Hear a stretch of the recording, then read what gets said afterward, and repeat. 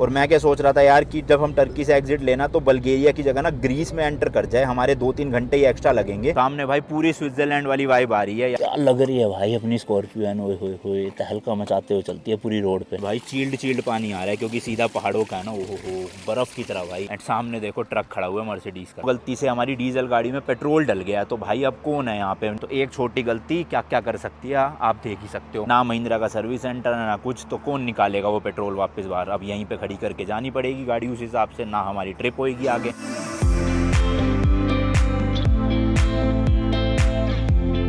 भाई साहब ब्रेकफास्ट में तो ऐसे लाइन लगी हुई है चीज़ों की, बट अपने मतलब की कोई चीज़ दिखने क्यों नहीं रही मुझे। ये क्या शायद पास्ता है ना, ये खा सकते हैं, पर ये ठंडा पास्ता। ओहो पनीर की सब्जी भी है यार, बहुत कुछ है यहाँ पे तो ब्रेकफास्ट के नाम पे। पूरा इन्होंने तो बुफे सिस्टम लगा दिया, बढ़िया है। चलो अभी पेट भर के खा लेंगे, फ्री है वैसे भी, ये होटल के साथ ही मिला था ब्रेकफास्ट, ताकि फिर शाम तक ना खाने की जरूरत ना पड़े कुछ। क्या क्या ले कंफ्यूजन हो रही है, भर लेता हूँ फिर दिखाऊंगा आपको। राउंड 1 में तो भाई ये भाई काफी बड़ा रेस्टोरेंट है इनका यार, एंड प्रॉपर बुफे सिस्टम लगा रखा है, सही है। और आज ना संडे है, मैंने लास्ट व्लॉग में आपको बताया था कि वीकेंड पे यहाँ पर जो ब्रेकफास्ट का टाइम होता है ना वो सुबह 7 बजे से 12 बजे तक होता है, क्योंकि लोग लेट उठते हैं संडेज को। जनरली होटल में 10 बजे खत्म हो जाता है ब्रेकफास्ट और हम मिस कर देते हैं वो, बट आज नहीं भाई 12 बजे तक खाएंगे दवा। कसम से भाई मजा आ गया ब्रेकफास्ट करके, पूरा पेट फुल हो गया ऊपर तक। कल जो इन्होंने रूम दिया था ना उसमें कुछ दिक्कत थी, इसलिए इन्होंने लास्ट मोमेंट पे रूम चेंज कर दिया था। एंड ये वाला रूम बड़ा है, डबल बेड एक वहाँ है एंड एक सिंगल बेड यहाँ लग रहा है। बाकी नज़ारा आपको मैंने दिखाया ही था, सेम ही है, ज्यादा कुछ फर्क नहीं है सिटी का। अभी भाई फटाफट से चेकआउट करते हैं यहाँ से, ऑलरेडी बहुत लेट हो चुके हैं। आज का रास्ता वैसे तो ज्यादा दूर नहीं है, तो आराम से शाम तक 5, 5:30 या 6 बजे तक तो पहुंच ही जाएंगे, बट होटल से तो चेकआउट करना ही पड़ेगा ना भाई। तो लगेज के लिए बोला, जैसे ही वो आते हैं फटाफट कटेंगे। तो FI वाला कार्ड अपना कल चल चुका था, इसी से पे कर देते हैं। इस होटल के लिए हमने भाई 700 टर्किश लीरा पे करे थे, यानी कि इंडिया के अराउंड 2600 रुपए के आसपास। एक लीरा में 3.6 इंडियन रुपीज है, क्योंकि ईरान में ना शुरू में ही पेमेंट ले लेते थे किसी भी होटल की, और साथ में पासपोर्ट भी डिपॉजिट करते थे। बट यहाँ पे ना तो पेमेंट लेते हैं ना पासपोर्ट रखते हैं, बस फोटोकॉपी कर लेते हैं पासपोर्ट की। और रूम का भी पे हमने अब चेकआउट के टाइम पे किया है। सोचो इंडिया में भी शुरू में ही ले लेते हैं, जैसे आप चेक इन करोगे ना, बाद का तो कोई छोड़ता ही नहीं है। बट यहाँ पे हिसाब किताब सही है, तो लगेज रखवाता हूँ जल्दी जल्दी। ये था भाई होटल हमारा, रेस्टोरेंट भी है इनका अपना, और होटल भी अच्छा था, बढ़िया था। होटल एंड स्टाफ भाई दोनों अच्छे थे। एंड सबसे इंपॉर्टेंट भाई इनकी अपनी खुद की पार्किंग भी है, और ये पेड नहीं है, फ्री पार्किंग है। तो अपनी स्कॉर्पियो एंड मस्त लगी हुई थी यहाँ पे, हालांकि कवर्ड पार्किंग नहीं है, बट स्टिल भाई पार्किंग तो इनकी अपनी है ना, कैमरा वैमरा लग रहा है यहाँ पे, सेफ है। चलो जी all set to go. And ये देख लो भाई कार्ड से 2531 रुपीज़ कटे हैं, यानी कि 2600 रुपये से भी कम में पड़ा ये होटल। बाकी यार एक और नया दिन, एक और नई जर्नी। आज है 18 जून 2023, मैं हूँ अभी टर्की के एक खूबसूरत शहर एनजीकेन में, एंड आप देख रहे हो भाई नमस्ते लंदन रोड ट्रिप का एक और नया एपिसोड स्पॉन्सर्ड बाय वाउस्किनसाइन। इस सीरीज में भाई मैं अपनी स्कॉर्पियो एन को लेकर निकला हुआ हूँ Delhi to London by road 110 दिनों के लिए, 25,000 किलोमीटर गाड़ी चला के, एंड साथ ही साथ 25 कंट्रीज को एक्सप्लोर करते हुए पहुंचेंगे लंदन यूके में। बहुत एपिक सीरीज है, ऑलरेडी व्लॉग सुपर हिट हो रहे हैं, आप लोगों का सपोर्ट आ रहा है। ऐसी इस व्लॉग पे भी 70,000 लाइक कर देना बस, एंड सब्सक्राइब जरूर कर देना चैनल को, 2 मिलियन करने हैं जल्दी। इस सिटी का टूर मैंने आपको पूरा दे ही दिया, ज्यादा बड़ी सिटी नहीं है, 1.5 लाख की पॉपुलेशन है खाली। एंड आज हम जा रहे हैं एनजीकेन से कैपाडोकिया, जो कि 511 किलोमीटर है, अराउंड 6 घंटे लगेंगे हमें। कैपाडोकिया नाम तो आपने सुना ही होगा, जहाँ पे वो बड़े बड़े हॉट एयर बैलून उड़ते हैं ना, यहाँ वहीं जा रहे हैं। एंड इस सिटी में हम भाई 3-4 दिन रुकने वाले हैं, प्रॉपर एक्सप्लोर करेंगे, इसलिए फटाफट से चलते हैं। टाइम जो है टर्की के 12:40 हो गए। टर्की और इंडिया के बीच में 2.5 घंटे का डिफरेंस है, यानी कि इंडिया में अभी 3:10 हो रहे होंगे दोपहर के। गाड़ी में रेंज है भाई अभी 437 किलोमीटर की, एंड एवरेज दे रही है 9.3 का। तो एक बार तो डीजल हमें भरवाना पड़ेगा, एंड यहाँ पे डीजल भाई बहुत महंगा है, मतलब इंडिया से भी 1-2 रुपए महंगा है, प्लस ईरान से तो 20-30 गुना महंगा है। ईरान में 7 रुपए लीटर पड़ता था हमें डीजल, और यहाँ पे पड़ रहा है 94 रुपीज। ओ भाई साहब, सिटी भाई बहुत खूबसूरत है, मतलब है छोटी भले ही, बट सब कुछ आपको मिल जाएगा, डोमिनोज, बर्गर किंग वगैरह, खाने पीने में कोई दिक्कत नहीं है। हालांकि इंडियन रेस्टोरेंट यहाँ पे कोई भी नहीं है, बट होटल वोटल अच्छे मिल जाएंगे, और रेट आपको दिखाई दिया, इतना महंगा नहीं था कुछ। और गाड़ी की वॉशिंग करवाने का टाइम मिल नहीं रहा, कैपाडोकिया में जाके ना अच्छे से भाई डीप क्लीनिंग करवाएंगे, बाहर से भी गाड़ी के अंदर से भी, क्योंकि अंदर भी बहुत मिट्टी और कूड़ा फैला हुआ, तो गद्दा वद्दा ये पूरा निकाल के, बॉक्सेस निकाल के, लगेज निकाल के अच्छे से ड्राई क्लीनिंग हो जाएगी। एंड बाहर भाई काले बादल हो रहे हैं, तो पक्की बात है आज बारिश आने वाली है तगड़ी। और ईरान के मुकाबले भाई टर्की काफी ठंडा है, मतलब गर्मी इतनी नहीं है, दोपहर को भी आप 2-3 बजे निकलोगे ना तो धूप इतनी चुभेगी नहीं। अभी भी टेम्परेचर 31 डिग्री हो रहा है बाहर का, तो ठीक रहता है। ऊपर से हम तो एक प्रॉपर मतलब हिल स्टेशन टाइप की जगह पे ही है, चारों तरफ यहाँ पे पहाड़ है, पहाड़ के टॉप पे बर्फ भी है, तो इसलिए टेम्परेचर अच्छा रहता है। रात को तो ठंड लग रही थी होटल में।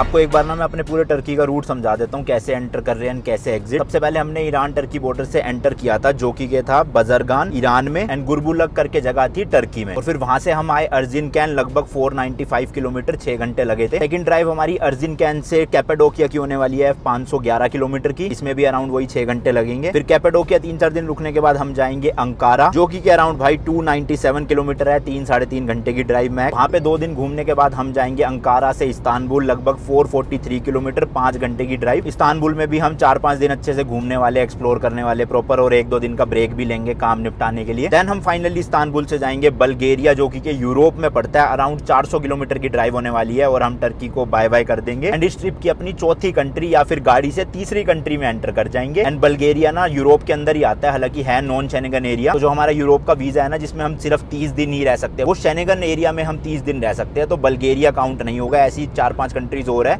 जो काउंट नहीं होगी, क्योंकि वो नॉन शेंगन एरियाज है। तो बल्गेरिया में देखते हैं भाई, 3-4 दिन रहेंगे, 1-2 दिन का ब्रेक भी ले लेंगे, रेस्ट वेस्ट करेंगे, थोड़ा काम निपटाएंगे। फिर उसके बाद जब हम नॉन शेंगन एरिया से शेंगन एरिया एंटर करेंगे ना, तो 30 दिन लगातार ट्रैवल करना पड़ेगा, क्योंकि कोई ब्रेक नहीं ले सकते भाई। हमारे पास वीजा जो है वो लिमिटेड है बड़ा, एंड 30 दिन के अंदर हमें ज्यादा से ज्यादा कंट्रीज घूमनी है, तो इसलिए थोड़ा सा दिक्कत रहेगा। और मैं क्या सोच रहा था यार, कि जब हम टर्की से एग्जिट लेना, तो बल्गेरिया की जगह ना ग्रीस में एंटर कर जाए, हमारे 2-3 घंटे ही एक्स्ट्रा लगेंगे। मतलब वहां पे स्टे नहीं करना कोई भी, सिर्फ निकल लेंगे बाईपास से ही। तो टेक्निकली टर्की से हम एंटर करेंगे ग्रीस में, ग्रीस से एंटर करेंगे बल्गेरिया, एंड बल्गेरिया में जाके नाइट स्टे होगा हमारा। बट एक कंट्री एक्स्ट्रा ऐड हो जाएगी, तो मजा आ जाएगा 2-3 घंटे में। एंड यूरोप की बाकी जो भी कंट्रीज है ना, लगभग 18-19 हम कवर करने वाले इस ट्रिप में। सारी भाई 2-2, 3-3 घंटे के डिस्टेंस में ये एक दूसरे से, मतलब जैसे इंडिया में स्टेट बदलते हैं ना, यूरोप में भाई पूरी कंट्री बदल जाती है एंड कोई भी अंदर चेकिंग नहीं होती। मतलब आप मान लो जर्मनी से अगर किसी दूसरी कंट्री जा रहे हो, मान लो नेदरलैंड जा रहे हो एम्स्टरडैम में, तो आपकी कोई चेकिंग नहीं होगी, ना कोई बॉर्डर आएगा, बस सीधा सीधा गाड़ी खींचते रहो। तो ये चीज सही है भाई, यूरोप के अंदर अंदर ना मस्त अपना घूमो, एक वीजा लो और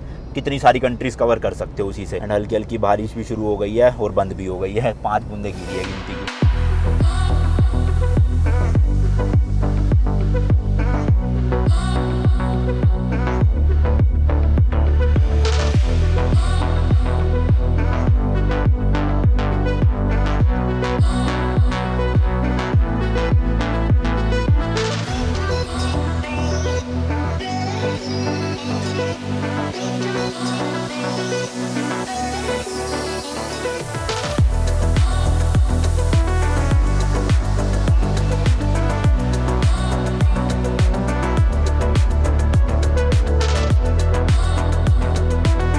वैसे तो यार टर्की की अभी तक जितनी भी हम रोड पे गए हैं, 95% रोड साफ सुथरी एंड प्लेन, बिना किसी गड्ढे और बम्प के थी, अच्छी स्मूथ मतलब। बट ये बीच बीच में ना 5-5, 10-10 किलोमीटर के ऐसे खराब पैच आ जाते हैं। शायद से यहाँ पे अभी वापस से रोड बनेगी और बारिश भी शुरू हो गई है हल्की हल्की। तो कहीं कहीं पे बादल है, जैसे हम बादलों के नीचे जाते हैं बारिश आ जाती है, जैसे ही वहां से निकल जाते हैं तो बारिश बिल्कुल रुक जाती है। बट ग्रीनरी की बात करें ना, तो ईरान से तो भाई 100 गुना से भी ज्यादा ग्रीनरी यहाँ पे है। प्रॉपर पहाड़ों पे पेड़ पौधे ऐसे लगे हुए अच्छे से, तो ग्रीन ग्रीन फील होता है चारों तरफ।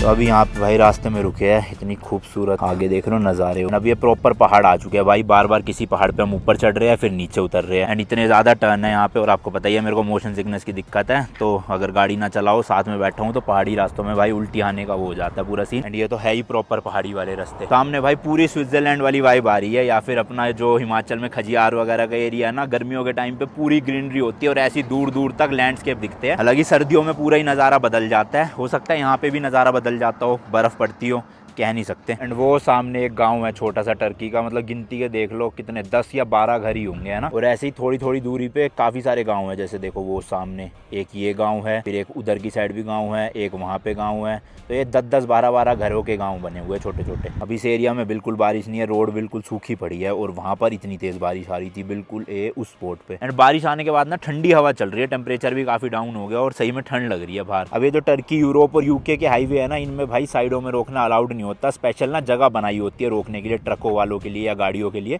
बट अभी ये पहाड़ का एरिया है तो इसलिए साइड में समझ लो ये वाली लाइन के इधर काफ़ी जगह बची है खाली, तो इन भाई ने भी लगा रखी है। सेम ऐसी हमने भी लगा ली यहाँ पे, वरना बीच में आप खड़ी कर नहीं सकते ऐसे। चालान भी है ऊपर से भाई, सेफ भी नहीं है, क्योंकि इन हाईवेज पे 120-30 की लिमिट होती है, तो पीछे से पता चले कोई ट्रक आ रहा है और उड़ाता हुआ जाए। तो इसलिए जब भी कोई स्पेशल जगह मिले तभी गाड़ी रोकनी चाहिए, ऐसे ही नहीं कि कहीं पे भी लगा दो वहाँ पे। और वो ईरान टर्की बॉर्डर पे मुझे वो पोलैंड के भाई साहब मिले थे ना, बाइकर जो थे, तो वो कह रहे थे उस टाइम पे कि रोड कंडीशन काफ़ी ख़राब है। तो एक्चुअल में ख़राब नहीं है, यूरोप के हिसाब से ख़राब, क्योंकि ना गड्ढे हैं नहीं, हल्के हल्के बम्प आते हैं कहीं कहीं पे, और 5-5, 10-10 किलोमीटर के खराब पैच आते हैं। वैसे हमारे हिसाब से तो ओवरऑल रोड अच्छी है, बट यूरोप में जब जाएंगे ना भाई, वहाँ पे इतने से भी गड्ढे नहीं दिखते, जो दरारें दिख रही है ना आपको, ये भी नहीं होगी वहाँ। तो इसलिए उनके हिसाब से ये रोड कंडीशन अच्छी नहीं थी।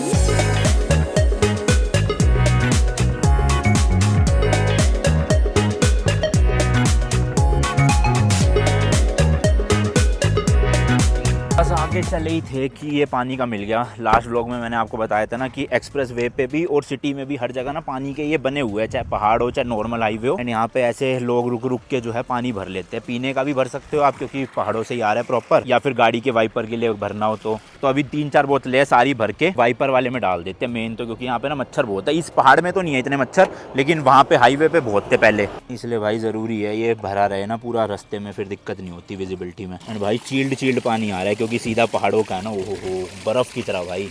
एंड सामने देखो ट्रक खड़ा हुआ है मर्सिडीज़ का, क्या बात है भाई, मस्त रोड है यार। ऐसे नज़ारे देखते हुए चलो ना पूरे रास्ते में, मज़ा आ जाता है। एक्चुअल में भाई बहुत ठंडी ठंडी हवा चल रही है, ऐसे ठंड सी लग रही है। एंड ये देखो इस तरह के ना साइन बोर्ड आपको मिल जाएंगे कि पानी आने वाला है आगे 10 मीटर 20 मीटर। अभी तो ये बिल्कुल एग्जैक्ट इसी स्पॉट का है, इसलिए कोई लिखा नहीं हुआ डिस्टेंस, लेकिन जो आगे बोर्ड है ना उसमें लिखा आ जाता है कि कितने मीटर के बाद पानी मिलने वाला है। तो उसी हिसाब से आप लेफ्ट वाली फास्ट लेन से राइट वाली स्लो लेन में आ जाओ, ताकि रोक सको टाइम पे। चलो जी चले अब यहाँ से। क्या लग रही है भाई अपनी स्कॉर्पियो, हुए तहलका मचाते हुए चलती है पूरी रोड पे। अभी यहाँ से कैपाडोकिया भाई 409 किलोमीटर है, तो ज़्यादा हम चला नहीं पाए, क्योंकि बारिश आ रही थी ना, तो स्पीड स्लो कर ली थी, उस हिसाब से डिस्टेंस ज़्यादा कवर नहीं हो पाया।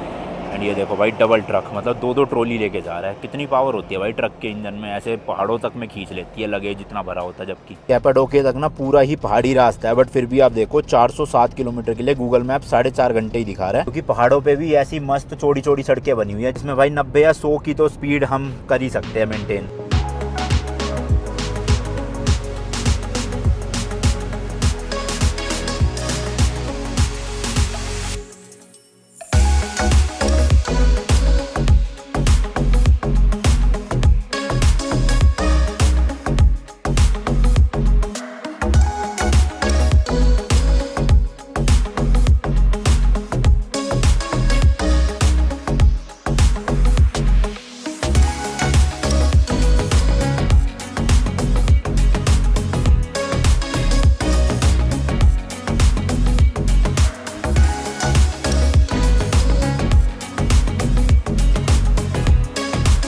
मस्त भाई 1 घंटे की नींद पूरी कर ली, फ्रेश सा फील हो रहा है। और अभी एक शिवास करके शहर आया था यहाँ पे टर्की में, वैसे तो बीच में गांव ही आए जा रहे हैं, बट 1-2 शहर आते हैं बड़े बड़े जहाँ पे प्रॉपर होता है, शिवास उनमें से एक था। एंड रोड की कंडीशन वही भाई, बीच बीच में कहीं कहीं पे कंस्ट्रक्शन चल रही है, तो इसलिए रॉन्ग साइड भी चलना पड़ता है। और हमें वैसे 6:30 पहुँचना था, बट एक कट जो है वो मिस हो गया, तो लगभग 90 किलोमीटर एक्स्ट्रा चलानी पड़ेगी। और अब 7:30 का अराइवल दिखा रहा है कैपाडोकिया में। तो हम शिवास से ही आए थे, ये वाला जो कट है ना ये हमें राइट लेना था उस टाइम पे, बट ये मिस हो गया, तो ये आगे आते रहे हम 47 kilometre.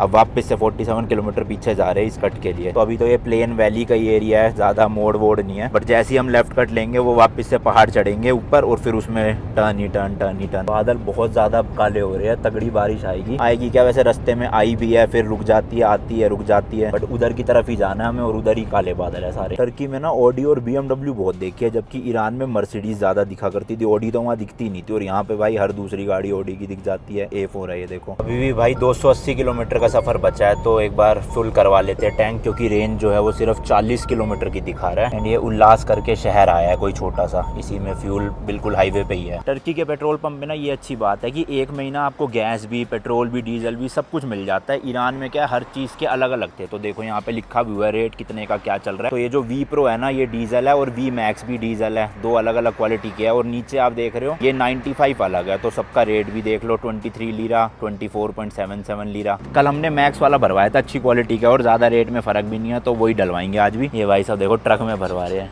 Hi India India Hindustan Hindistan. Hindustan. Türkiye lider. तुर्की हाँ। हाँ ओके Çek. El salla. सलाम। यहाँ पे कोई फ्री में नहीं देता डीजल भाई, क्योंकि बहुत महंगा है ना, तो इनको तो लग रहा है अभी टाइम लगेगा, क्योंकि पूरा वो कैन ही भर के ले जा रहे हैं ये। इसी में देखो ये 95 ऑक्टेन बेंजीन मतलब पेट्रोल और वी मैक्स डीजल लिखा हुआ है साफ साफ, तो ये डीजल ही है, तो हमें इससे भरवाना है। ईरान में भी पेट्रोल को बेंजीन बोलते थे, यहाँ पे भी बेंजीन ही बोलते हैं। हालांकि वहाँ पे डीजल नहीं लिखा होता था, वहाँ पे गैसोलीन लिखा होता था, पर यहाँ डीजल लिखा है, तो हमारे लिए अच्छा है। क्योंकि सबसे बड़ा डर यही रहता है भाई कि पेट्रोल की गाड़ी में डीजल ना डल जाए गलती से दूसरे देश में, या डीजल की गाड़ी में पेट्रोल ना डल जाए दूसरे देश में, वरना ऐसी तैसी हो जाएगी। महिंद्रा का सर्विस सेंटर भी नहीं है यहाँ पे, तो कौन ठीक करेगा भाई अब इसको। इसलिए भाई कभी भी ये गलती नहीं होनी चाहिए, ध्यान देना है हमेशा। अब मान लो गलती से हमारी डीजल गाड़ी में पेट्रोल डल गया, तो भाई अब कौन है यहाँ पे, ना महिंद्रा का सर्विस सेंटर ना कुछ, तो कौन निकालेगा वो पेट्रोल वापस बाहर। अब यहीं पे खड़ी करके जानी पड़ेगी गाड़ी, उस हिसाब से ना हमारी ट्रिप होगी आगे। तो एक छोटी गलती क्या क्या कर सकती है आप देख ही सकते हो। दूसरी चीज, एक वो छोटा सा कट छूट गया भाई, उसके लिए हमें टोटल 100 किलोमीटर एक्स्ट्रा चलना पड़ा, और यहाँ पे डीजल इतना महंगा है कि 100 किलोमीटर का मतलब है भाई 1100 रुपए का डीजल वेस्ट करा है हमने, सिर्फ एक छोटे से कट की वजह से। मैं तो सोया पड़ा था, अभिषेक चला रहा था, उसने ध्यान नहीं दिया, फोन में मैप खुला नहीं होगा, उसे लगा होगा सीधा सीधा हाईवे पे ही है, बट हाईवे पे नहीं था, एक कट लेना था। अब वो कट की वजह से 1100 रुपए का नुकसान हो गया। डीजल भरवाते और सुसु करने जाऊंगा फिर मैं भाई, बड़ी तेज प्रेशर बन रहा है। आपके साथ भी होता है क्या, जब सो के उठते कुछ ज़्यादा ही प्रेशर बन जाता है सुसु का? बिल्कुल ही खाली टैंक है, 40 की रेंज दिखा रहा है क्योंकि, और भाई इसका एड ब्लू भी 60% पे आ गया, तो ये भी डलवाना है। यहाँ पे आराम से मिल जाता है ये DF लिक्विड, वहाँ ईरान में नहीं मिल रहा था। अरे ये क्या हो गया, ये क्या लग गया भाई वाइट वाइट सा अजीब सा, कोई सूख गया क्या ये? चलो अभी तो फिलहाल ज़रूरत नहीं है, इस्तांबुल में करवा लूँगा चेंज, अभी फ़िलहाल डीजल डालते हैं। और सर्विस की बात करूँ तो भाई इसकी अभी ना सर्विस होएगी 11,000 किलोमीटर पे, और अभी हम टोटल चला चुके हैं उसको लगभग 6,000 किलोमीटर, क्योंकि मुंबई में भी चली थी, फिर ईरान भी चली, टर्की में भी, तो 5-6 हज़ार किलोमीटर और चलाने के बाद यूरोप में इसकी फर्स्ट सर्विस करवाएंगे, और एक लौती वही सर्विस होएगी बस, उसके अलावा कोई सर्विस नहीं होनी, सीधा फिर इंडिया जाके होएगी। क्योंकि फर्स्ट चेकअप वाली सर्विस इंडिया में हो गई थी जो 1000 किलोमीटर पे होती है, उसके बाद सेकंड सर्विस होती है मेजर सर्विस, जो फर्स्ट सर्विस भी कहते हैं, वो मैं पहले ही करवा ली थी, जबकि वो होती है 10,000 किलोमीटर पे, बट मैंने करवा ली थी शायद से 2,500-3 हज़ार किलोमीटर पे, क्योंकि ट्रिप के लिए निकलना था ना। इसलिए सर्विस सेंटर वालों ने कहा था अब इस सर्विस के बाद सीधा 15,000 किलोमीटर पे करवाना, जब गाड़ी की रीडिंग 15,000 हो जाएगी, यानी कि टोटल 11,000 किलोमीटर के बाद। तो इसलिए अब एक ही बार सर्विस करवानी पड़ेगी हमें इस ट्रिप के दौरान, फिर दूसरी बार सीधा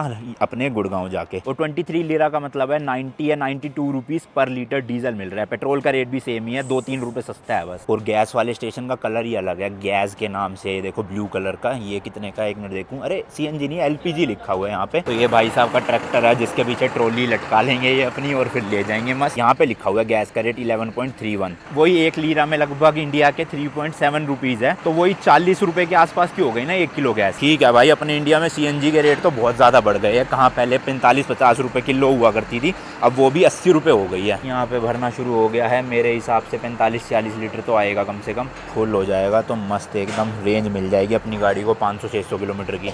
और ये जो पेट्रोल ऑफिसी लिखा है ना, ये ब्रांड का नाम है, जैसे हिंदुस्तान पेट्रोलियम हो गया, वैसे ही यहाँ का एक ब्रांड है ये। तो LPG गैस ही है ये। और यहाँ की गाड़ियों में सिलेंडर के जो नोजल है वो देखो कितना नीचे की साइड में होता है, हमारा तो पेट्रोल के वहाँ पे या फिर आगे बोनेट पे होता है, बट यहाँ पे देखो नीचे की तरफ है। और ये गाड़ी कौन सी है, Hyundai की गाड़ी है। वो बाइक दिखी टर्की में, वो भी भाई साहब कौन सी है, मोटरान। Hello, how are you?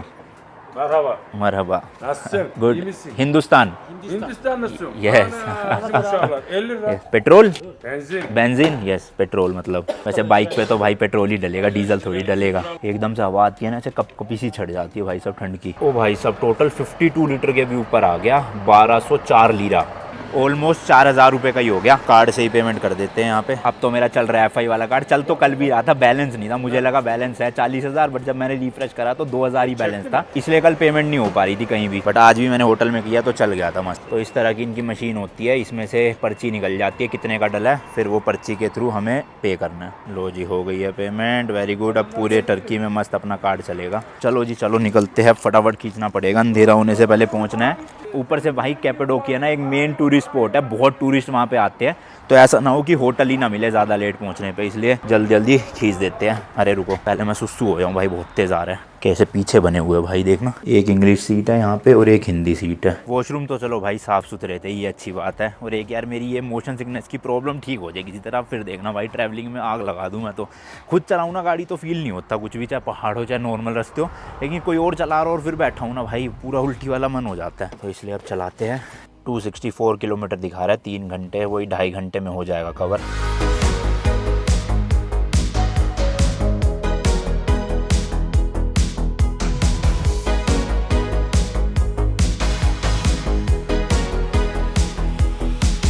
ये राइड में देखो भाई ट्रेनें खड़ी है यहाँ की, मालगाड़ी जिसमें सामान लोड हो रहा है, और 3-4 पटरी है यहाँ पे, शायद से कोई स्टेशन है ये सामने भाई सीधा सीधा सिवास सिटी आ जाएगी। और यहाँ से हमें ये वाला कट लेना था जो लेफ्ट मुड़ेगा। अब यहाँ से हाईवे से एग्जिट लेना पड़ेगा और फिर घूम के उधर जाएंगे, क्योंकि सीधा सीधा तो सिवास सिटी है। ये ऊपर से पुल जा रहा है, इसके नीचे से निकलते ही हमने ले लिया है अपना लेफ्ट कट, बट उस वाले रोड से राइट कट पड़ता है ये वाला। तो अब हम सही रोड पे आ गए हैं। अब यहाँ पे देखो ऊपर ना पता चल जाता है कि इसी हाईवे पे हमें कितने किलोमीटर तक रहना है, तो 152 किलोमीटर लिखा हुआ है। तो अब इसमें मैं क्या है टेंशन फ्री हो सकता हूँ, मैप ना भी देखूँ 150 किलोमीटर तक, तो कहीं भी राइट लेफ्ट कट लेना ही नहीं है। बट अगर यहाँ पे छोटा डिस्टेंस दिखाए तब फिर ध्यान रखना पड़ता है कि हाँ लेफ्ट कट लेना है या राइट कट लेना है। अब तो सीधा सीधा हाईवे चलता रहेगा बस।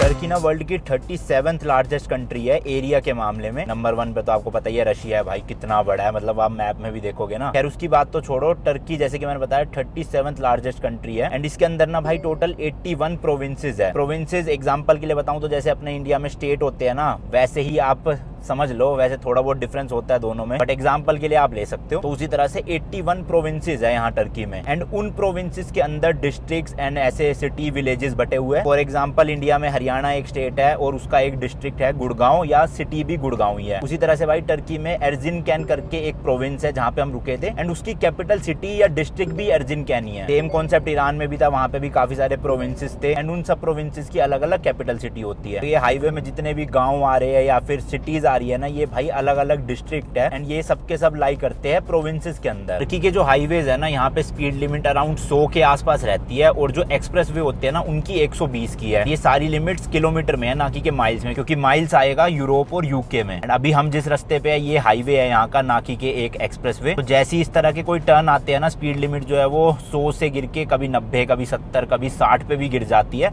और उसका ना बोर्ड पहले ही आ जाएगा। जैसे अभी देखो ये वाला बोर्ड आप देख रहे हो, यहाँ पे लिखा हुआ है 70 की है स्पीड लिमिट, क्योंकि आगे एक टर्न आ रहा है। तो टर्न से पहले ही ये बता देगा कि इतनी स्पीड कर लो, रूल्स के अकॉर्डिंग भी वही है। अब वापस से स्ट्रेट रोड आ गई तो वही 100 की जो है लिमिट सेट हो गई है। तो हम आराम से 105, 110 तक भी चला सकते हैं, क्योंकि 5-10 पे कोई चालान नहीं होता ऊपर। जितनी भी कंट्रीज के ये स्पीड कैमराज होंगे ना, उससे तो हमारा ऑटोमेटिक चालान तो कट नहीं पाएगा, क्योंकि नंबर प्लेट यहाँ की नहीं है, इंडिया की है। बट जो स्पीड गन वाले कैमरा होते हैं ना, जो पुलिस वाले अपनी उसमें पीसीआर में लगा के घूम रहे होते हैं या फिर खड़े होते हैं, उसमें अगर हमारी स्पीड ओवर स्पीड दिख गई तो फिर जो है चालान होगा, और वो पुलिस वाले ही रोक के करेंगे। एक चीज और, जैसे इन हाईवेज पे कोई भी सिटी या गांव आता है ना, तो उससे पहले एक बोर्ड लगा हुआ आ जाएगा कि सामने सिटी आ रही है। तो ये बोर्ड देखते समझ जाना भाई की स्पीड लिमिट जो है ना वो सीधा की सीधा 50 पे गिर जाएगी। जैसे अभी एक ये सिटी आ रही है टटीली करके, तो इस पूरे सिटी का एरिया जितना भी है ना, वहां पर हमें हाईवे पे भी स्पीड लिमिट 50 किलोमीटर की रखनी है, उससे ऊपर नहीं करना। जैसी हाईवे पे ये सिटीज आती है ना भाई, कहीं से भी यू टर्न निकल सकता है, कहीं से भी राइट टर्न निकल सकता है, तो इसलिए स्पीड लिमिट कम रखी हुई है यहाँ पे। अब वही बात है, देखो स्पीड कैमरा से तो चालान नहीं होगा, बट इन सिटीज में अगर कोई पुलिस वाला खड़ा होगा और हम ओवर स्पीड कर रहे हैं,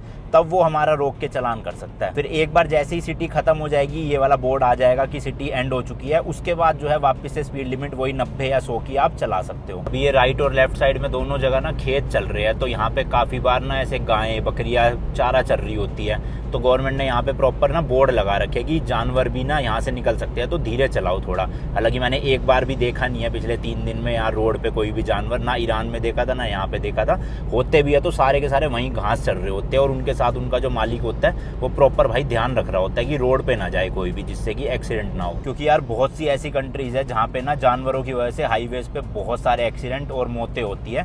तो ईरान और टर्की में ये चीज़ चलो अच्छी है कि प्रॉपर ना रेलिंग लगा रखी है राइट साइड में, कि जानवर आ ही ना पाए हाईवे पे। और अगर रेलिंग नहीं भी है ना, तब भी उनके जो मालिक है वो प्रॉपर ध्यान रखते हैं कि ना जाए कोई भी जानवर।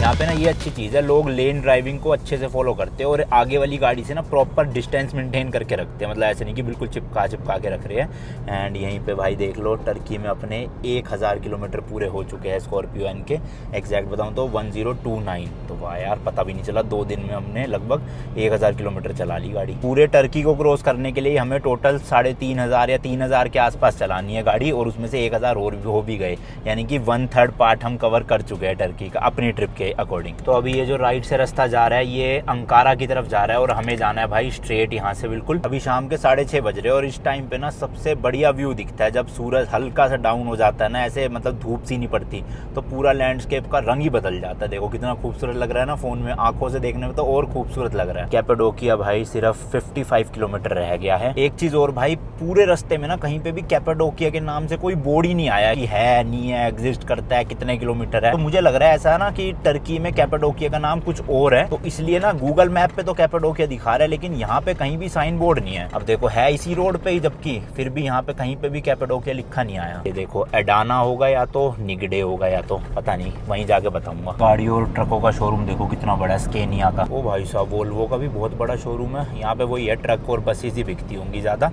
एंड इस हाईवे को भाई हमें अब टाटा बाय बाय कर देना है क्योंकि राइट टर्न जो है इधर लेना है। देखो इस बोर्ड पे भी कहीं नहीं लिखा कैपाडोकिया, तो इसमें दिखा रहा है गूगल मैप में कि 400 मीटर पे राइट मुड़ना है हमें, और ये जो ऊपर की तरफ रोड जा रही है ना इस पे चढ़ाना होगा।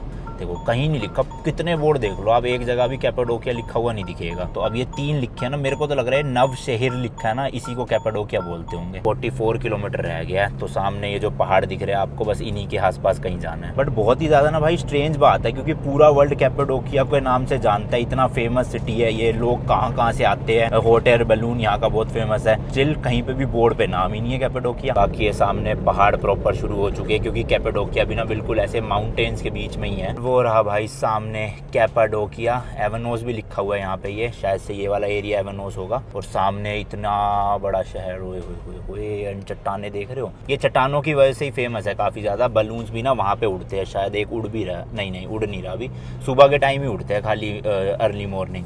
तो उन चट्टानों के वहाँ कहीं पे उड़ाए जाते हैं। हम भी जाएंगे, कल नहीं परसों जाएंगे। अब हुआ है भाई मेन शहर शुरू, वो पहले दूसरा शहर था, यहाँ से शुरुआत है। और सामने आप देख ही रहे हो कैसी चट्टाने हैं भाई, नुकीली। इस शहर में ना काफ़ी सारे आपको केव होटल्स देखने को मिलेंगे क्योंकि फेमस भी है। और कैपाडोकिया के आसपास कहीं ना 3-4 गाँव हैं जहाँ पे भाई अंडरग्राउंड ना टनल्स बनी हुई है, और सिटीज़ थी कुछ साल पहले, वहाँ पे लोग रहा करते थे भाई साहब। पूरे कैफे तो तगड़े ही है, और साइकिल ATV राइड सब हो रही है भाई यहाँ तो। मस्त 4 दिन रहेंगे और सब कुछ ट्राई करेंगे। इंडियंस भी मिलेंगे बहुत सारे। एंड इसी रीजन की वजह से यहाँ पे भाई एक इंडियन रेस्टोरेंट भी है जहाँ की हमने डायरेक्ट लोकेशन डाली है, नमस्ते इंडिया के नाम से। तो पहले पेट पूजा ही की जाए जाके। चलो जी, अपने को मिल गई पार्किंग एंड सामने रहा नमस्ते इंडिया रेस्टोरेंट। सुबह से बस ब्रेकफास्ट ही किया हुआ है भाई, बहुत तेज भूख लग रही है भाई साहब। सही में ना यूनिक सी ही सिटी लग रही है, मतलब कहाँ पे चट्टानों के बीच में बनाया हुआ है। तो जो नाउ 1 घंटे की है भाई, 20 लीटर। वहाँ पे इंडिया गेट रेस्टोरेंट है और 2 दुकान छोड़ के ही नमस्ते इंडिया, बट इसके रिव्यू ज्यादा अच्छे थे तो इसलिए सीधा हम यहीं पे आए। एंड वही पार्किंग का यहाँ पे भी यही सिस्टम है, रोड के लेफ्ट एंड राइट साइड में लगती है। और ये रही भाई एक और ऑडी की Q7, मैं कह रहा हूँ ना ऑडी की बहुत गाड़ी है यहाँ पे भाई। बाकी टोयोटा भी है यहाँ। कहाँ से इंडिया में आप?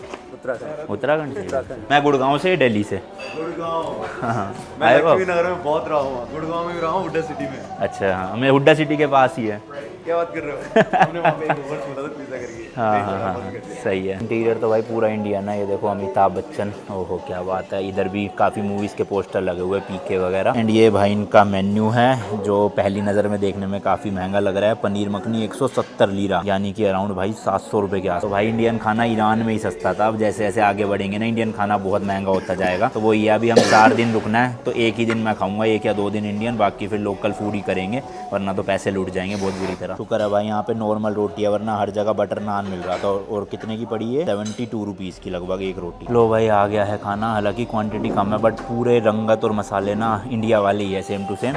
एंड यहाँ पे एक हमने नान लिया है, बाकी रोटी ले ली आटे ही, क्योंकि काफ़ी टाइम से आटा नहीं गया पेट में, मैदा ही मैदा जा रहा था। खा के देखते भाई कैसा है। नॉर्मल जी खाना वाना हो गया है। टोटल बिल आया है 546 लीरा। मैंने कार्ड से ही पेमेंट करी है, तो देख लेता हूँ कितने कटे हैं। ये रहा भाई 1975। भाई 8 बज रहे और यहाँ पे तो रात होने का नाम ही नहीं ले रही, दिन हो रखा है पूरा। ये सिटी का नाम क्या है वैसे? गोरे में है ना?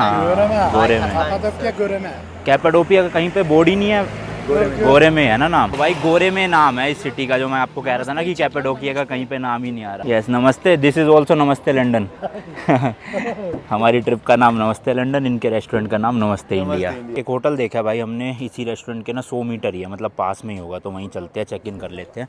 और ये यहाँ का हस्की भाई देख रहे हो कैसे, लिटरली भाई 15 कदम पे ही था, वो रहा सामने रेस्टोरेंट एंड ये रहा भाई होटल हे बी करके। काफ़ी अच्छी डील मिल गई है, इनके पास पार्किंग भी है मस्त, हालांकि ओपन पार्किंग है, बट मुझे लग रहा है पूरी सिटी में ही ओपन पार्किंग है। देखो सबने बाहर ही खड़ी कर रखी है। तो चलते हैं अंदर, पहले पासपोर्ट वगैरह दे के चेक इन करें, फिर आपको बताता हूँ रूम कैसा है और कितने का मिला है। ओहो यार मस्त लग रहा है, बड़ा है ना, बड़ी वार्म सी फीलिंग आ रही है। इन्हीं के पास टूर भी है भाई, ये पूरा बलून वलून के, तो यहीं से ये पूछ लेंगे कितने का है। ये है भाई रूम, जो शुरू होते ही खत्म हो गया। 2 सिंगल बेड है, बालकनी तो है ही नहीं, वो खिड़की सी है। एंड ये वॉशरूम है, वॉशरूम तो चलो ठीक ठाक सा है भाई। एंड ये हमें पड़ा है एक नाइट का 1100 लीरा का, यानी कि अराउंड 4000 रुपीज़ पर नाइट। हमने ये 4 नाइट्स के लिए बुक किया है, और एक लास्ट वाली जो नाइट है हम वो किसी केव होटल में करेंगे, ताकि एक अलग एक्सपीरियंस हमारे लिए भी हो और आपके लिए भी हो। बाकी खोलते हैं अपनी पिटारे सारे और निकालते हैं सामान इस वाले व्लॉग के लिए। बाकी भाई इतना ही रखते हैं, मिलता हूँ जी आपसे नेक्स्ट वीडियो में। Till then good bye and as always तीखे रास्तों पर नहीं पड़ना फीका। बाय।